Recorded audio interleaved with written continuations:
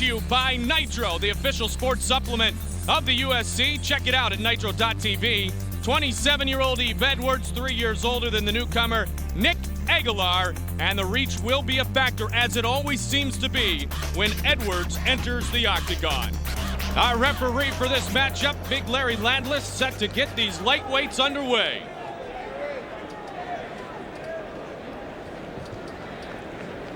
Nick Agallar making his UFC debut. Yves Edwards, his 6th appearance inside the octagon. Let's rock and roll, let's go. And we are underway. Touch gloves at the beginning of the bout. Yves Edwards, he found out late he wouldn't be fighting Thomas, so I don't think a lack of preparation will be a factor at all. No, he's in excellent shape, and he's always in excellent shape. He's constantly training. He's constantly not just training for a fight, but training to improve himself. A big high kick by Agallar. Yeah, that was wild, a front kick. Yeah. Nick Agallar said before the fight, he said that he doesn't think anybody takes it to Yves Edwards. They respect him a little bit too much. He wants to go after. Now that can be a dangerous proposition, or it can be an effective proposition. Everything when you're in the ring with Yves Edwards is a dangerous proposition. That's the fact, isn't it? Edwards, after losing his first 2 fights, has whipped off 3 very impressive victories. And he seems to be, as we talked about before, getting better and better every time he enters the gates. Absolutely. He's got all the bases covered. He's excellent on the ground, and he's nasty standing up. Well, Agallar wants to use those legs, at least it would seem, at this point, to size up Yves Edwards. You know, there is a reach advantage, 5'10", 5'8", but it doesn't seem as dynamic as we've seen in the past with Edwards' previous opponents. No, Aguilar's pretty tall for this weight, too. Sizing each other up. Scheduled for 3 5-minute rounds, lightweight fight.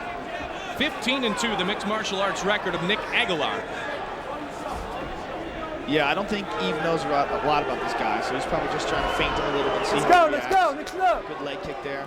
You always wish you have a lot of tape on somebody, although some of the fighters nowadays, Joe, as you know, just say, I don't care what the other guy does, I'm going to stick with my game plan. That's kind of crazy. You know, I mean, everyone has their own game plan, but you should have at least a mental picture of what a guy does, in my personal opinion.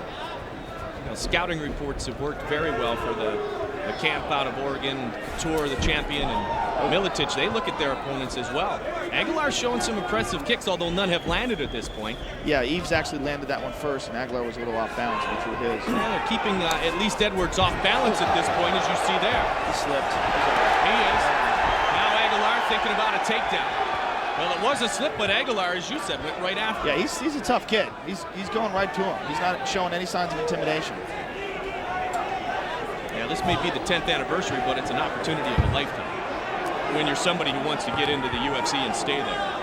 You know what? Any young guy coming into the UFC, they know they have to put on a show. There's so many good fighters out there. There's so many different farm schools right now, fights that are going on. Monty Cox's guys are all fighting out of the Extreme Challenge in the Midwest. There's so many of them.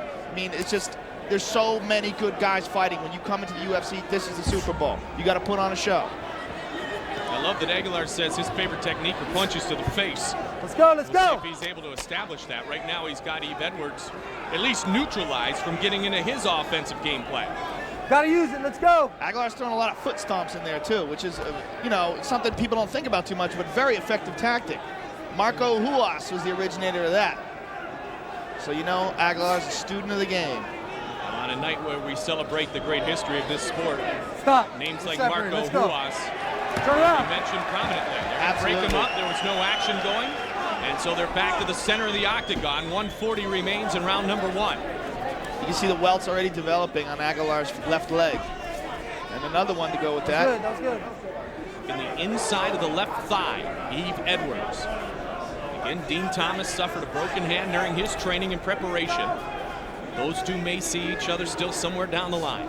Absolutely, I'm sure. Those two guys are in the top 5 of the lightweight division, without a doubt. They had a wrap-off on the underground fight forum, which I believe Dean won. I'll give Dean the decision in that. All right, 1-0 wrap, Dean. But, whoa, high kick, good block by Edwards. Yeah, Aguilar's kicks seem to be fairly proficient. Yeah, it was good. It didn't have a lot of steam on it, though. That was more of a slap. Didn't really turn it over. Good combination with the kicks. He's hitting that same spot on the left leg of Nick Agallar. And even though that's a low kick, it doesn't look like as much at home, Joe. That still does a ton of damage. Look at the welts on the left leg of Nick Agallar.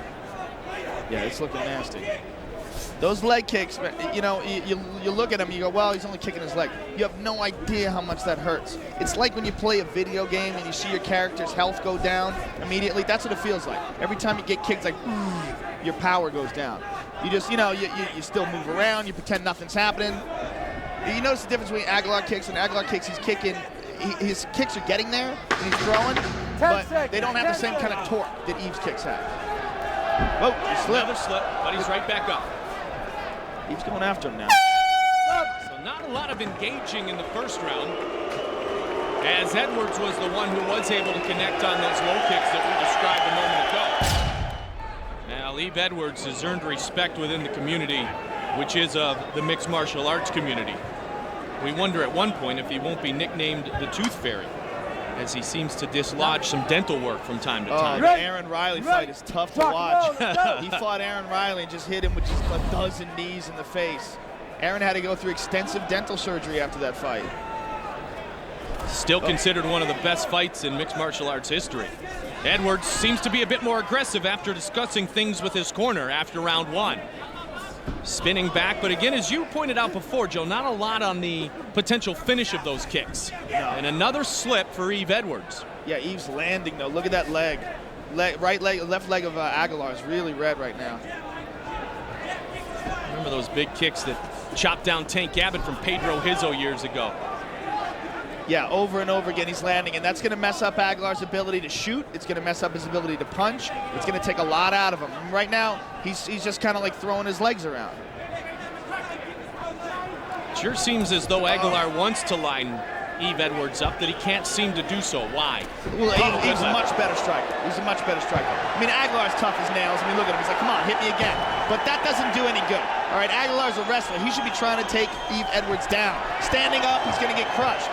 You got to adapt as the fight's going on. And right now, he's not going to win the stand-up war. It should be pretty evident, but yet he stays in there. So is it the respect for the knees that has, at least at this point, had Agallar avoid a potential takedown until right there? I don't know. I don't know why he's not trying. I mean, he might just be thinking, you know what, I can bang with this guy. I'm a good puncher. You know, I mean, he's getting me now, but I'll get him later. I don't know what his mentality is. I don't know what he's thinking. He's a really tough guy, and sometimes that goes against you. I mean, look, you see the difference? He's throwing kicks. Absolutely. They're just throwing him out there, and that leg has got to be jello by now. If it's not, it's going to be jello by the end of this round. He needs to get this fight to the ground. That's the only way he's going to win. If he stands up with Yves like this, he's going to get either KO'd or he's going to get battered. Now that left leg has been battered so far. Yeah. Oh, it's not going to get any better. It's going to feel like cookie batter in a little bit. Let's go, let's go. Oh, there it is, a big shot. And Yves Edwards coming in quickly on Agallar, trying to finish the fight. Agallar seems to be okay.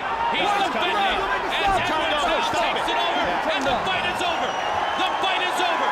Yves Edwards has finished Nick Agallar here in round two. Yves Edwards is a bad man. You cannot stand with a guy like Yves Edwards unless you've got skills like him. Referee stoppage, 2 minutes and 14 seconds into the second round for the winner, Yves Edwards.